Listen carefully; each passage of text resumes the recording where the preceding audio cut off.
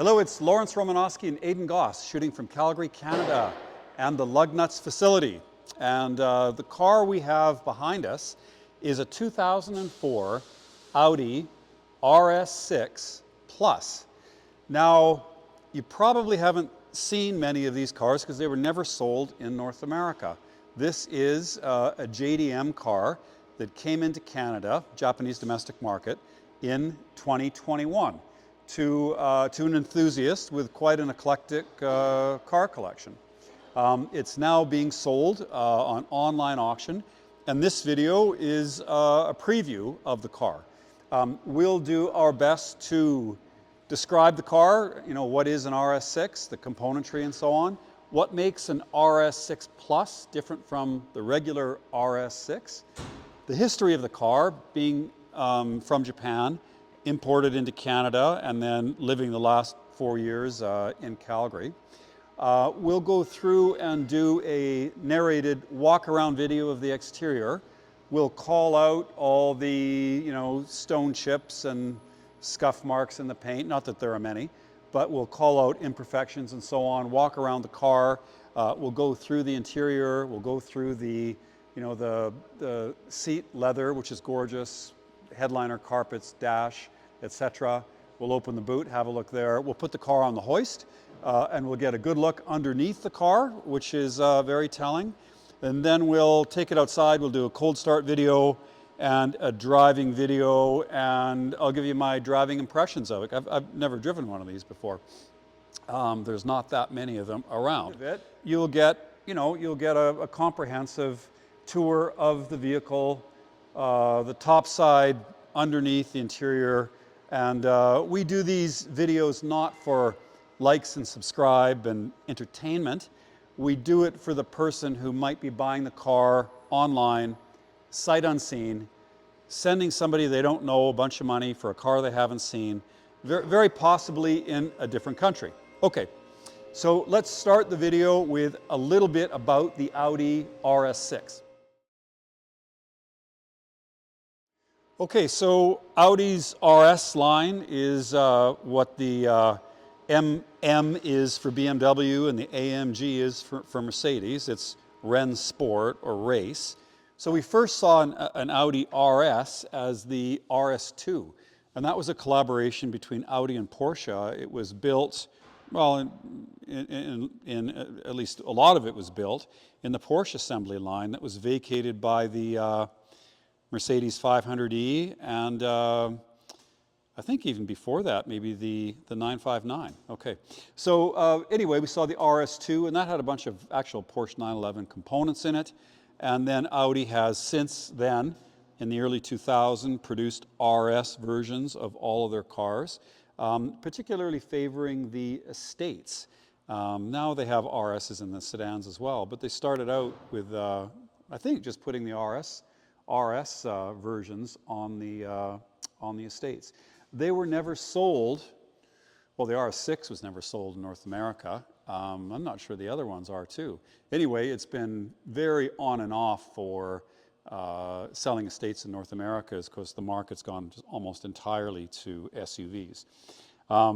Okay, so this car it's a JDM car, and as most of the high-end European cars that go to Japan, they retain the European and North American left-hand drive format, even though most of the JDM cars are right-hand drive. This was seen by the Japanese as a little bit more prestigious. We have two different versions of the RS. We have the regular RS with 450 horsepower, and then we have the RS6 Plus that gets 480 horsepower, a boost of 30, and also upgrades to the suspension and the brakes. So this is a RS6 Plus. And you get big two-piece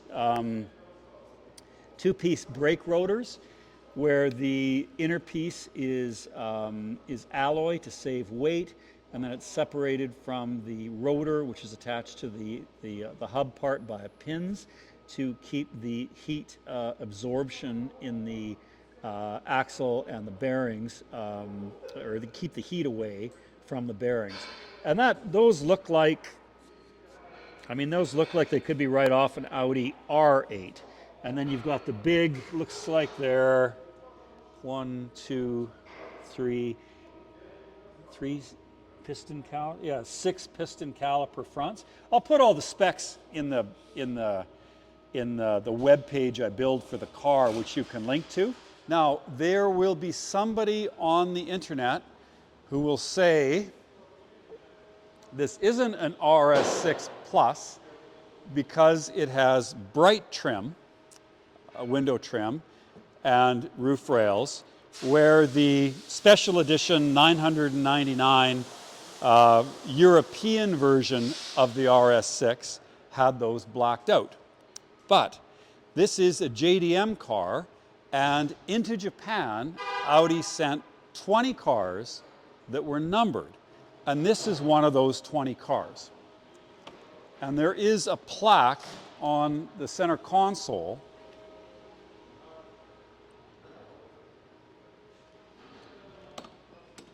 which denotes it as, what number is that? 9. Number 9 of 20.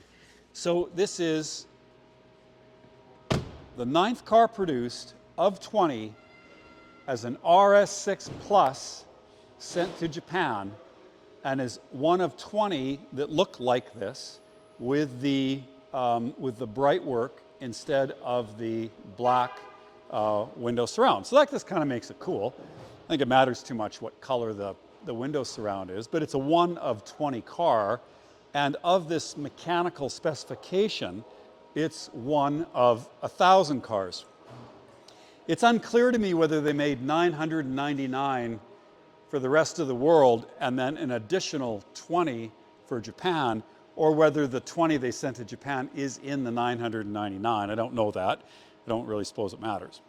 Okay, so it's a pretty cool car. And there were limited colors and limited interiors. I think they may all have had brown interiors, but I'm not 100% on that. Buried inaccessibly in the spare well of the trunk, where the tools are, is this manufacturer's sticker. So we can see the VIN ending in 009, and that matches the plaque on the center console, 9 of 20. We can see the type. We can see it's an RS6 Avant Quattro 4.2 V8. We can see the color code LZ9W, which is like a dark pearl gray.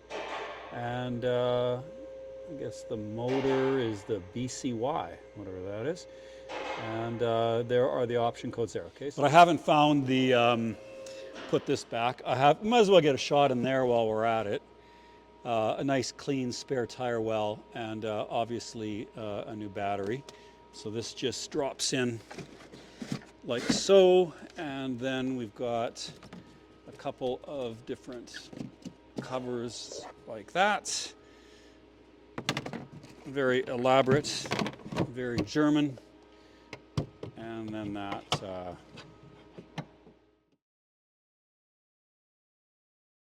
so it looks like we got the car, or the car came to Canada in 2021, early 2021, with 176,000 kilometers. And we've got 189,900, so about 190,000 kilometers on it now, okay? So it's got less than 15,000 kilometers since it's been in Canada over the last 5 years. It comes in January 2021, 176,000 kilometers. It gets a rebuild transmission oil cooler, transmission service, power steering flush, brakes fluid flush, replace the left inner CV boot, and an oil service. So the first thing he does is changes all the fluids on the car, which makes sense. And then we go to March in 21 and replace the timing belt, serpentine belt, bled coolant, timing belt kit with pump complete, thermostat, serpentine belt, removed and replaced cam tensioner seals and valve cover gasket, cam plugs, cleaned oily area, road tested. Okay, so that's major, timing belts. That was $3,000. Refinished one of the wheels. Wheel alignment. Okay, removed washer bottle, washer fluid. Kenwood multimedia, wireless CarPlay, Android CarPlay. Kenwood multimedia, CarPlay, Android Auto. That was $1,300. High idle, air leak from under the intake manifold. Removed front bumper, rad support. Removed boost pipe. Removed intake manifold. The vacuum leak. So that was sorted. That was $1,500. Repair Audi wheels. Wheel rotation, Firestone, Firehawk tires, $1,000 for that, $1,500 for that. Some emissions stuff that was replaced, hood latch was replaced, oil change in 2022, and then we've got a detail on the car. Okay, so that's the maintenance history I have on it. Basically, the summary is it comes in from Japan in 2021. The guy spends 10 grand on it, changing all the fluids and looking after, getting the out-of-province inspection. And then it's been driven sparingly since. So I think it's everything you want to hear. At least we know that it's got that major service and like I said, all the fluids replaced. We have the original Audi wheels. They live over here in with the bags. So they have been refinished. And those are 9x19s, okay? So those are the original Audi wheels. Okay, so the car, I would say, presents really nicely. It does have 190,000 kilometers on it.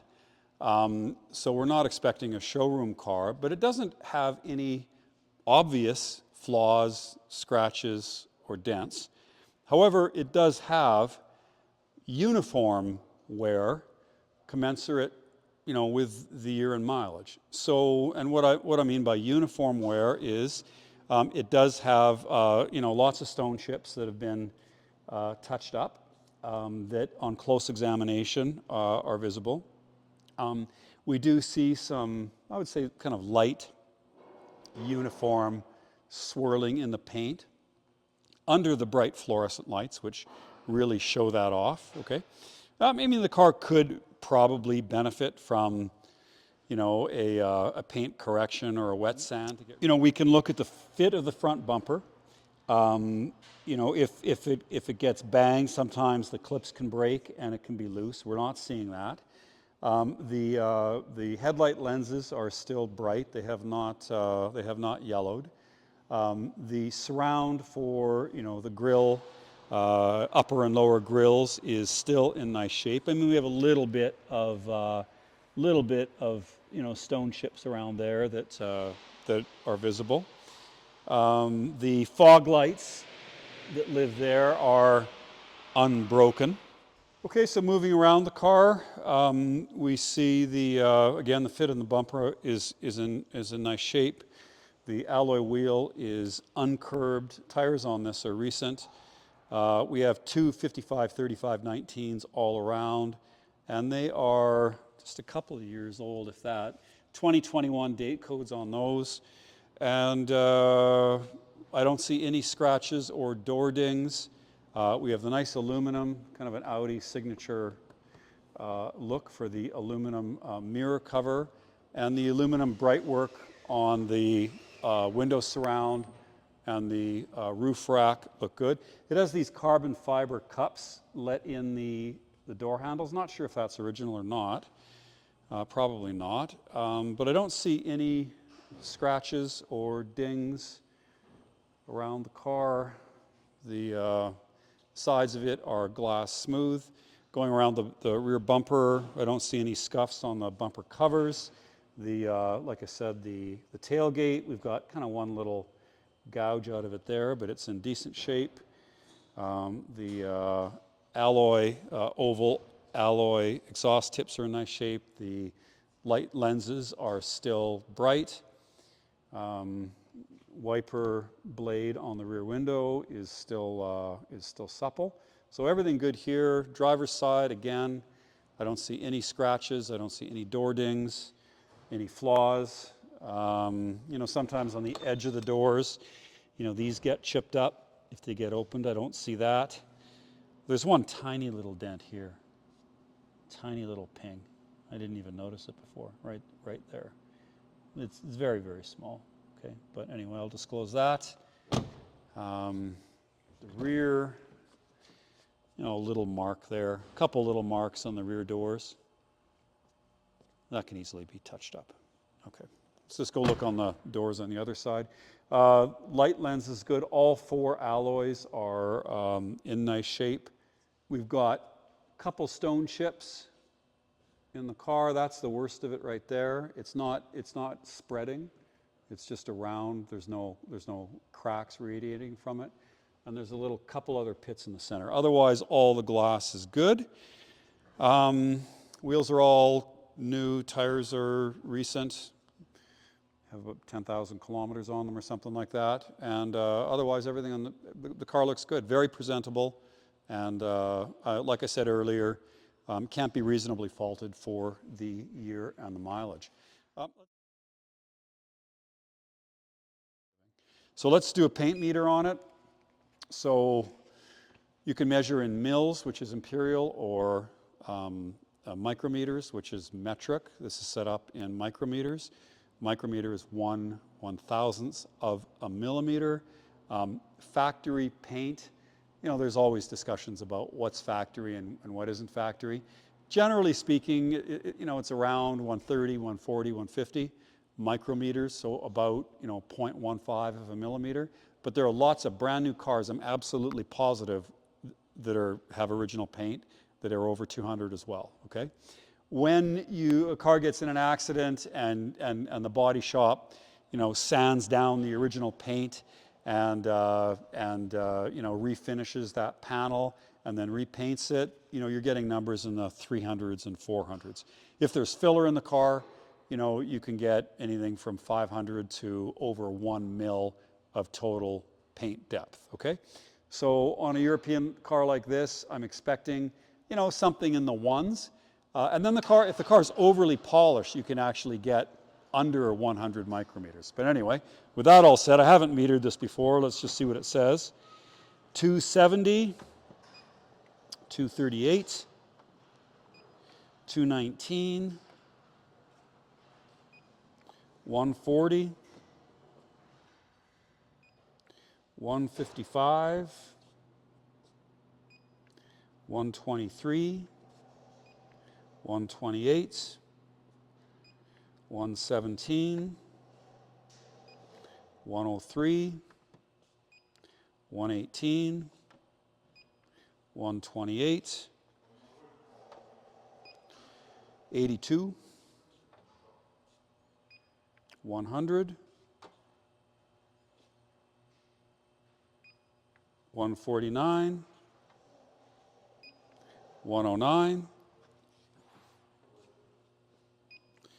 196, 190,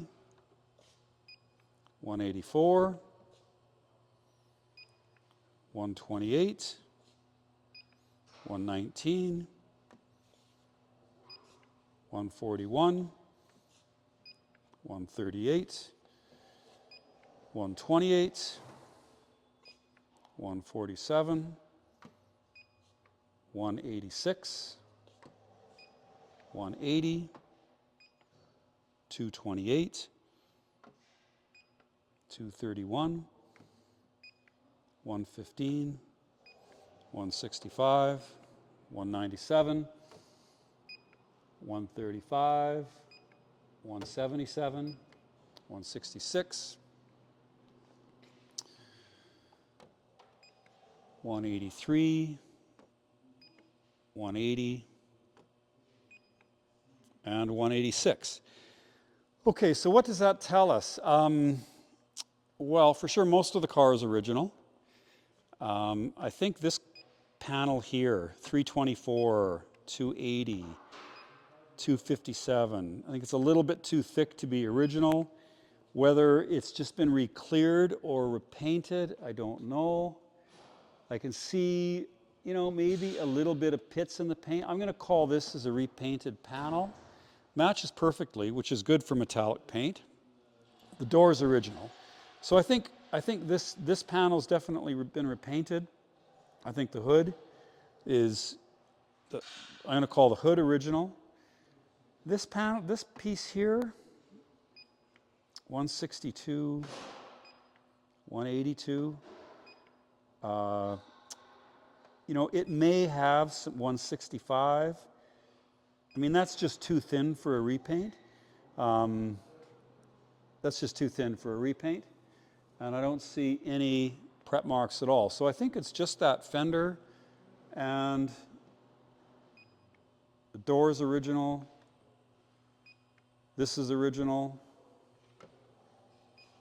This is original. That's original. I know the tailgate's original. It's like under 100.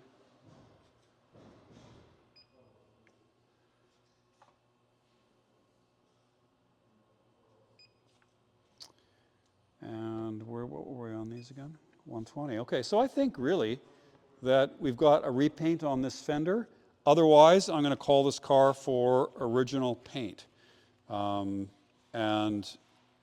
you know, without the meter, I wouldn't even be able to tell. It's matched perfectly, and I don't see any issues with fit with the bumper. Let's check the gaps. You know, the gap on this side of the hood here,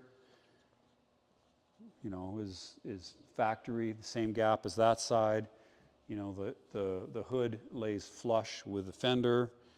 The fit of the front bonnet on the lights is good. So everything fits together properly. You know, that fender's been repainted, and probably just from a scratch or something like that. I don't see any evidence of any damage at all. I'll just do the roof, and the roof is, you know, around 100 micrometers. Okay, so that should put your mind at ease about the bodywork and paint and so forth. Let's take a look next inside the car. And it really is wonderful. When Audi wants to do a nice interior, they sure do it well.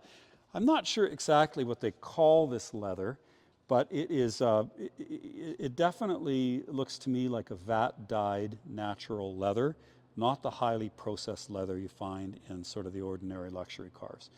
Normal leather, you know, they get the hide and they sand half of it off to get rid of the grain. They stretch it to make it as thin as possible. Then they basically paint it and then put, you know, several layers of clear on it. And it's extremely durable, but you know, it doesn't really feel or smell like leather. This is something different. This is like an open pore, dyed all the way through, natural grain, and it's much, much thicker. So this kind of leather can develop a nice patina, you know, like some of the old British cars, like the Rolls Royces and so on. The other kind just doesn't. It just cracks and splits, okay? So beautiful leather. It has not been re-dyed, which is basically just spray paint. It's not been refinished. It has the honest patina of high quality leather that's aged well, okay? And that really makes the car, they're really lovely seats and super comfortable. So we can get a really good look, like do a slow pan of the bolsters of the seat base, and just get a really good look at that. The seats are in beautiful condition. I mean, the driver's side shows, you know, obviously a little bit more patina than the passenger, and the rear looks like it's hardly been sat in, but you know, it's gorgeous.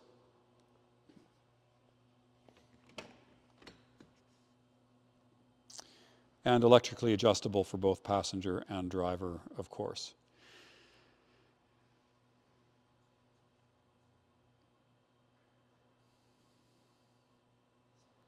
We have a look at the passenger seat here, in the rear. So the interior of the car, I don't see how you'd fault it either. You know, all the carpets are in beautiful shape. The headliner is Alcantara. You can get a shot of that. That's actually fairly rare. You know, carbon fiber trim. It's had a, you know, the Japanese head units and navigation and so on isn't going to work over here.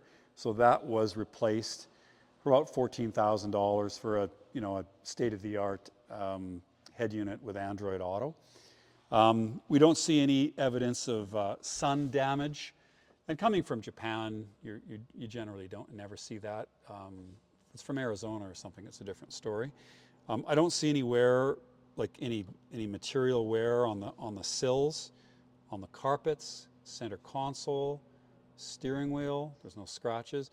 The coatings haven't come off any of the buttons, and I mean that can happen with many cars. Seat belts look fresh. All in all, I mean the car has been looked after, as with most Japanese cars. They tend to be in extraordinarily good shape. If you've looked at JDM cars before, you'll know that they have a biannual inspection, basically a fairly comprehensive safety inspection that they have to do every 2 years to register the car, and they call it for just about everything. So the cars tend to be really well maintained, just because they just don't allow people to defer their maintenance, as it applies to anything that could be remotely safety related. So the interior of the car, carpet, headliner, dash, trim, nothing's broken, everything's in place. We do have it upgraded with the North American spec head unit. It has the RS6 carpets in it. The sills in, passenger and driver sills look good. The door cards haven't been, the lower door cards aren't scuffed up from people getting in and out of the car. And again, I would say there is really nothing to reasonably fault with the interior of this car. It all looks great.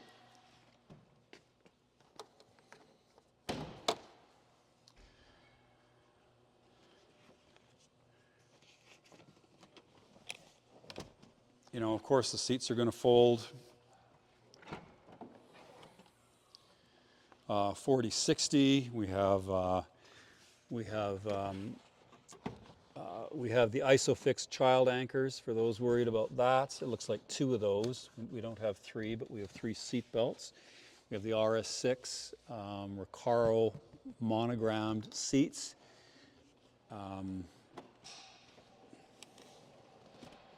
That comes down like so. We've got a pass-through for the skis, the luggage net, and the luggage cover. And we have looked underneath here to examine the spare tire well, and it all looks in nice shape. All the carpets look in nice shape.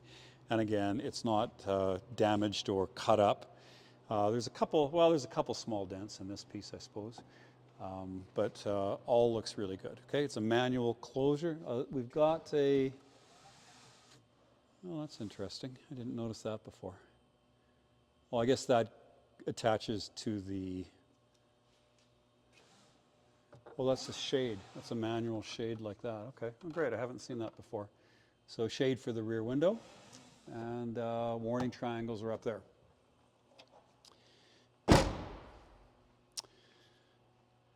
Let's put this back up.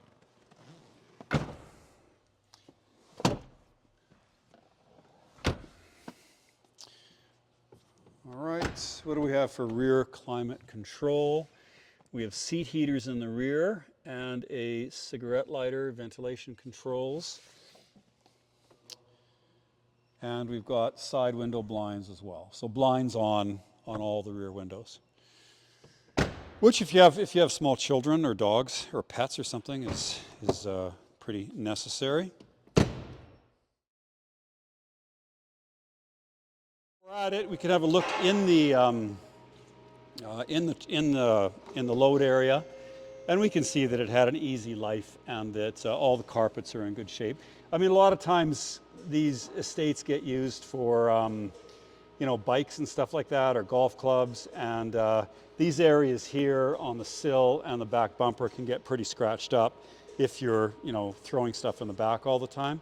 I got a little dent here, but that's it. Everything else is in really good shape. And as we find with the European cars, we've got the warning triangles, which are, and JDM cars, which are law in that part of the world. Okay.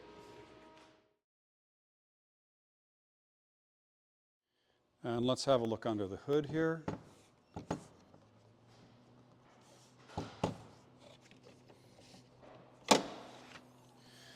Okay, twin turbo V8, 450 horsepower, Audi Quattro drive, engine sits ahead of the front axles, very, very good traction in the snow, and all nicely covered with carbon fiber covers on the engine, and no leaks or anything amiss. Oh, we should get the VIN there too. 009, and then on that sticker over there is also 009. The insulating pad for the bonnet is in good shape, and anyway, it all looks proper under here. There's no, I don't see any evidence that, you know, this fender was taken off at all. We know that one's been repainted, but we don't see, you know, I don't think that fender has been off. See any? I don't even really see any masking lines on this. You can barely see it. Oh, too? Okay. Barely. Okay, but these bolts don't look like they've been taken off. Okay, so everything looks good under the bonnet. Shuts well.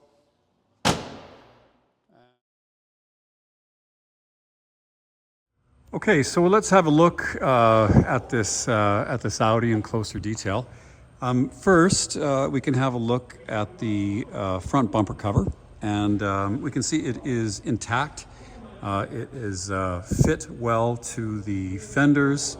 We don't see any damage to any of the grills or the fog lamps, which are in good shape. We do see that, you know, it has the evidence of 180,000 kilometers of stone chips. We've touched them up, but you can see, you know, its share of scrapes on the underside. There's a little bit of a damage to the plastic there. There's a little crack there, but generally speaking, it is in decent shape. And like I said, it fits the bumper cover, fits the front fender and the hood well. And there's no damage to any of the componentry on the bumper cover, and it's a bumper cover. So I think that I mean, you could refinish it if you want to. Or maybe find a used one in the same color, but overall I would describe it as serviceable.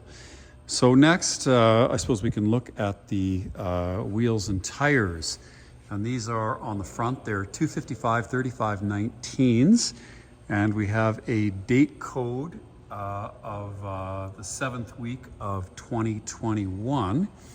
And these are V-rated, or well, probably W-rated Firehawks, I suppose.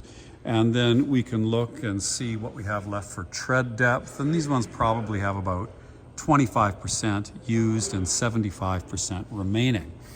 We can get a good look at the wheels and see that they are uncurbed. Let's go to the rear, and we have the rear dimensions are 255/35/19s, W rated. Again, 2021 date code, and the TSW alloys are unmarked. And we see in the rear about the same, probably, you know, 35% used up and 65% remaining. And that is on the left and right tires have worn evenly. And again, no curb rash on any of the wheels at all. So that's nice. We can get a good look at the brakes while we're here. These don't look cheap to replace, so we can run our hand on the rotor and look for a ridge, which would indicate the wear on the rotor.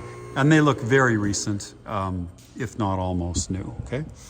And I can't really get a look at the brake pads, but that is minor compared to the rotors. Let's look at the rear rotors as well. And these ones have a little bit of a ridge on them. You know, I would say that's probably about 20% worn. Although it is slightly unscientific, but they're not deeply grooved like you would see from worn rotors, and of course the rear rotors wear a lot slower than the fronts. Okay, so that is the brakes, that is the tires. We've gone through the front bumper. I guess I just noticed this here, some of the clear coat coming off the rear fender. And the sill, I do notice some damage there where it ran over something. And so let's look at the rest of the sills. A little bit of damage there too. So it did run over something, a little bit scraped up there.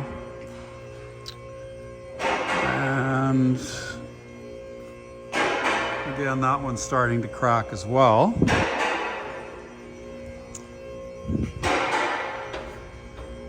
And that one's okay. We could probably look for jacking points, and we can see that somebody's tried to jack it up there. Some of the undercoat has peeled off as a result, but it's not dented, okay? And we have the same thing on this side. Looking at the rear, I guess this is probably meant as the jacking point. We've just used the pinch weld there, but there's no damage around these jacking points there. Okay, so we look for damage on the lower extremities. Generally speaking, though, we can look for corrosion. And that'll start with the fasteners, and especially in Calgary winters, it's a very, very corrosive salt solution they use. So even a few years old cars can have really rusty fasteners. This one looks pretty good. I mean, just about all the fasteners I see are still in nice shape. Everything looks like you could just put a wrench on it and unbolt it. I don't see any heavy corrosion at all. And that's, of course, due to the fact that this car spent most of its life in Japan, and just virtually all Japanese cars are corrosion-free underneath. So we can walk around and look at all the fasteners. We can look at the brake lines and look at the exhaust. A little bit of surface rust on the exhaust. This protective metal sheathing's kind of getting a little bit worn on both of those catalytic converters, but still fine, still serviceable. And I don't see any, again, rust on these fasteners, rust on the brake lines, on the heat shielding. Often they're the first to go. And we can look through the rear suspension here, and it all looks really good, actually. Okay. Next, we might look at the rubber to see, how the rubber bushes and so on are doing. Look for cracking in any of the suspension components. Any indication that it might need a suspension rebuild. And I don't see any cracking of any of the rubber components. Okay, and this looks like a pretty complex suspension, so you probably wouldn't want to take all that apart and then rebush it all. Okay, let's have a look in the front.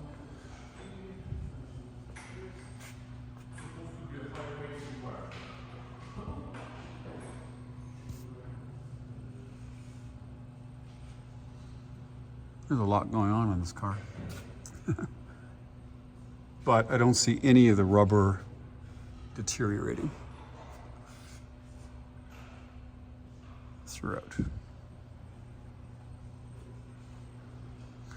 Okay, next we might look for leaks. We've got a complicated car, twin turbo V8 engine. We've got the front transaxle. We can look and see if we can see any leaking from that area, and I don't see it.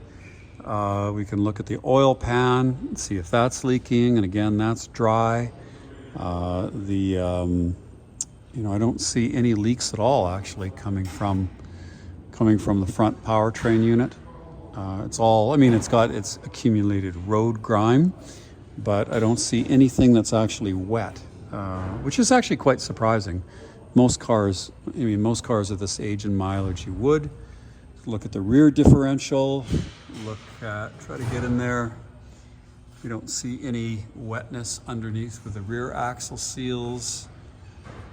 no leaking shocks, no leaking brake lines. It's all actually really dry under here. I don't see any drips at all or any wetness from anything at all. Okay, so that's gone through, body damage, corrosion, deterioration of rubber bushings. We look for damage on the floor pans, and they're all straight. Doesn't look like anything's ever happened there. And overall, it's pretty clean. I mean, we have processes to pretty this undercarriages of cars up. We don't normally do it on four-wheel drive station wagons that are, mostly used in the winter. But, we can degrease, we can cryoblast, we can scrub it. We've got a phosphoric acid solution that we can use to remove the rust. We can undercoat it. I mean, we can make this look a whole lot better. And with a lot of these aluminum pieces, they come out really nicely. But, you're under the car for almost a week, and it'd be several $1,000s worth of labor to do it. And on a car like this, it probably just isn't worth doing it. So, no surprises underneath. And, we got a little bit of damage on the front bumper cover, a little bit of damage on some of the sills. Probably just ran over a piece of snow or something like that. But otherwise, we got a nice clean car underneath. And again, reasonably fresh brakes and rubber. Okay, so we've got the Audi RS6 Plus out in the nice early afternoon sun. Why don't we do a walk around, a pan of it, just to get an idea of the stuff that shows up outside, like the metallic paint and so on. And we can see that it presents very well, with no obvious flaws, no mismatched paint, no scratches or dents. It's only when you get up really close to it or get it in fluorescent lights that you'll notice any touched up stone chips. And the worst of it's on the front end.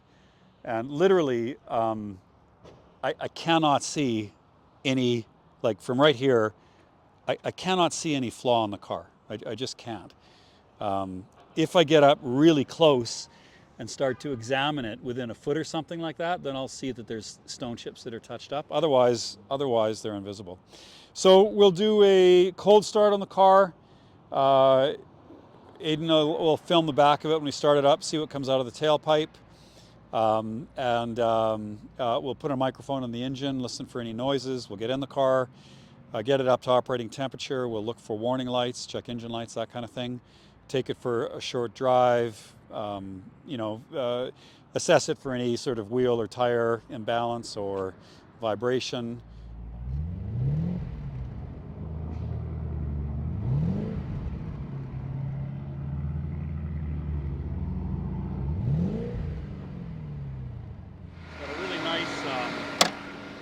Sort of muffled V8 rumble to it, and I'll just let you listen to the engine from various places here.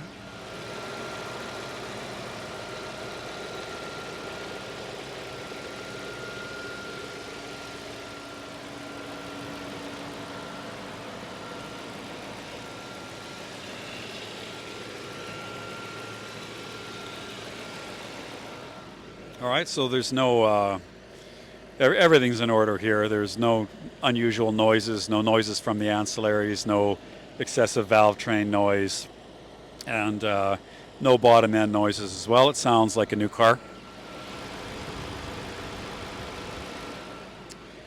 Okay, so let's go, well, I guess we can go look at the instruments and see what they say.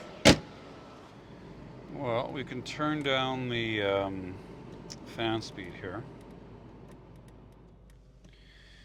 All right, so we've got gauges for oil temperature, gauges for water temperature, fuel,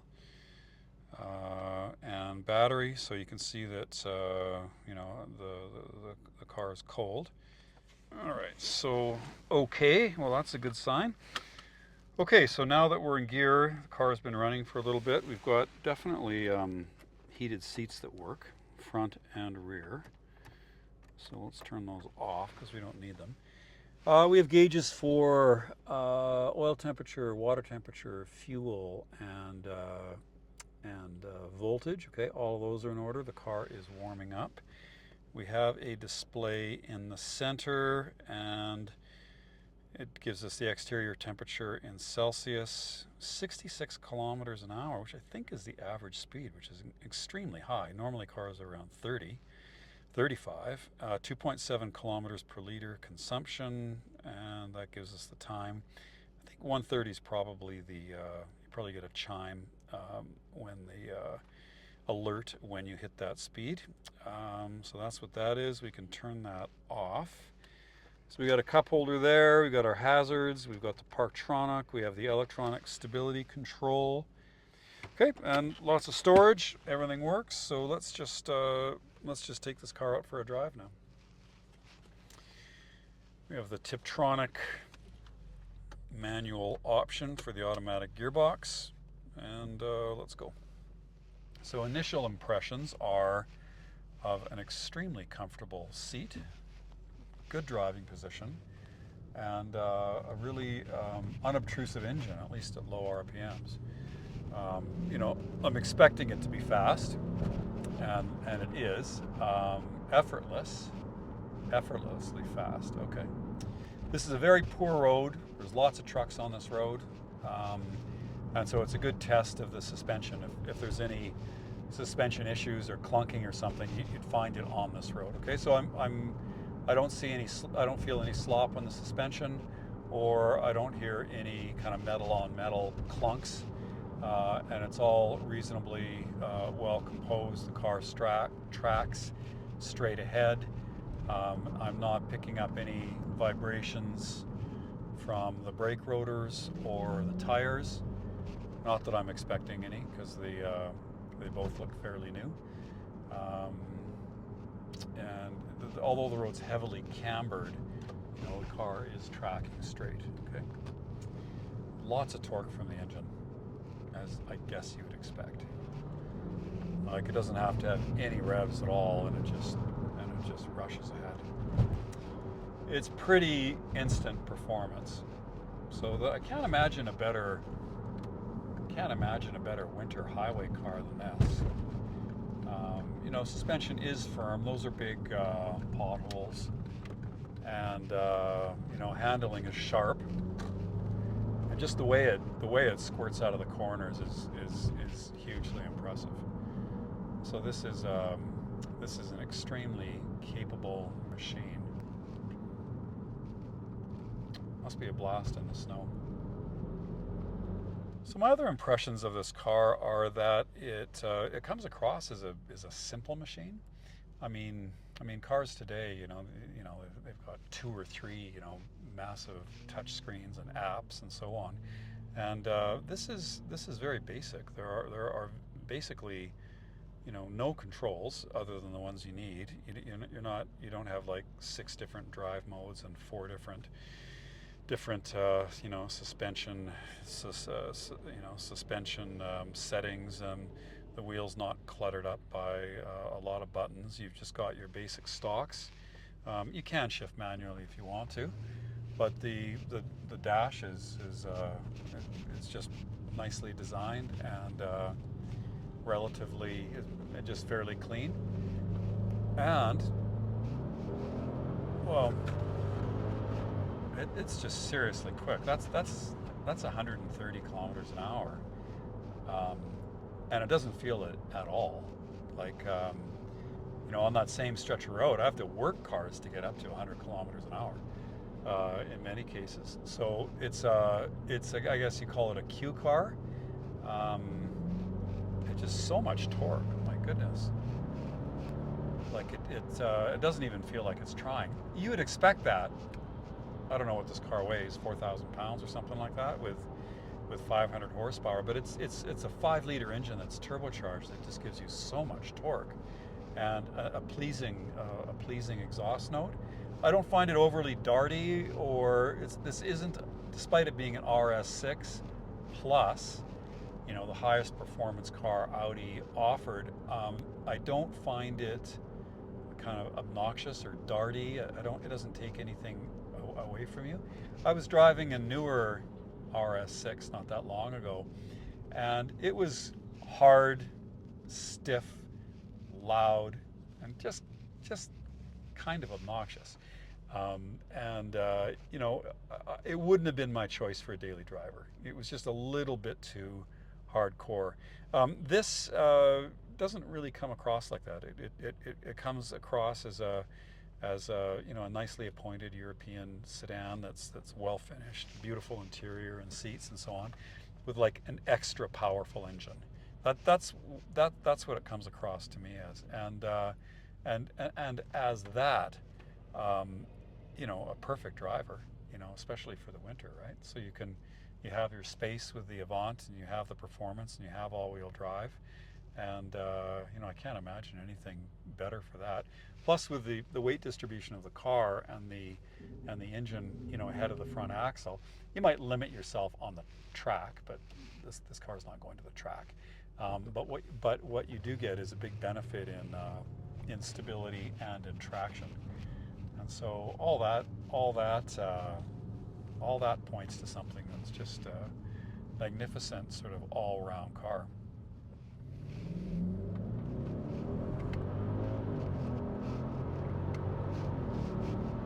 Yay! That is one fast car. That didn't take very long at all, and it wasn't slowing down. Okay, so what can we say about this Audi?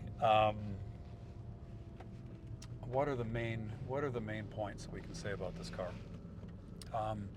First of all, it's a JDM car, and that's a nice environment for a car to be in Japan, with the combination of the well-maintained roads and the nice climate and the rigorous biannual inspection. Just about every car that comes out of Japan is much cleaner than you see here, particularly underneath. I imported 6 of them, I think, in the last year or so, and the condition is just not even comparable to at least an Alberta car. So this spent the first 176,000 kilometers in Japan and only 15,000 kilometers in Canada. Okay, so you've got that. You've got a car with a very clean undercarriage that befits where it lived, without any corrosion. You will not find that in Calgary. Maybe if it comes from Victoria or Vancouver, you might get a car this clean, but for the vast majority of Audis that come from Canada, they're really rusty underneath at this age and mileage. And people, generally buy 4-wheel drive station wagons to drive all year round. They're not pampered pets, even if they're RS6 versions. Okay, they just go to people who want a station wagon and don't have a budget and just buy the nicest, fastest one they get. Okay, so that's a real strong point on this car. Other than that, it's an RS6, which you couldn't even get in North America, so it's a rare and special car. And it's an RS6 Plus, which is even rarer and more special, and it's number 9 of 20. Okay, the regular RS6 Pluses, there were 1,000 of them that had black trim on them. This is only 1 of 20 with silver trim. So you've got, it's kind of cool that that's number 9 of 20. Okay, so that is something that's very much in this favor. When it came in from Japan, the first thing the owner did is spend 10 grand on it. And so went through the car from top to bottom, and first thing he did is just replaced all the fluids, and that's a good sign. The car enthusiasts, when they maintain their cars, if they don't have evidence of recent fluid changes, they just do it to get it out of the way. Okay, so we got that. We have timing belts. Presumably this is an interference engine, so getting the timing belt out of the way, it's a big bill, and that's done. So we've got 10 grand worth of maintenance. We have brakes that are I'll go measure them and put them in the notes, but they look like they're almost new, and tires that are that were new a few years ago and probably don't have 10,000 kilometers on them. So we've got that.